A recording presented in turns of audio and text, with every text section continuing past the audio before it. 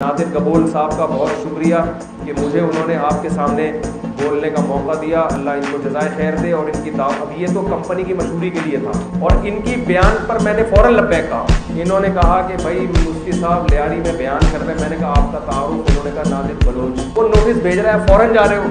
उन्होंने कहा भाई पावर उसी के पास है, तमीज़ से नहीं गए तो मोबाइल में डाल के उठा के। मैंने कहा भाई बलोच आदमी है, कोई भरोसा नहीं है, आप ये तमीज़ से बुला रहे हैं, मोहब्बत से इकराम से बुला रहे हैं, चले जाओ, वरना ऐसा ना हो कि फिर धमकी दे के बुलाएं, फिर भी जाना ही पड़ेगा।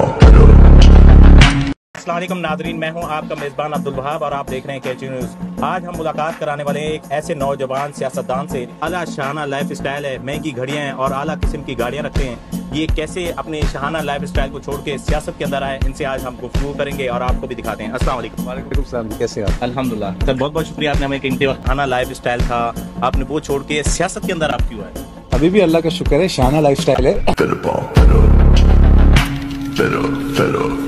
नौजवानों की आवाज, नौजवानों की आवाज, हर दिल की है पुकार।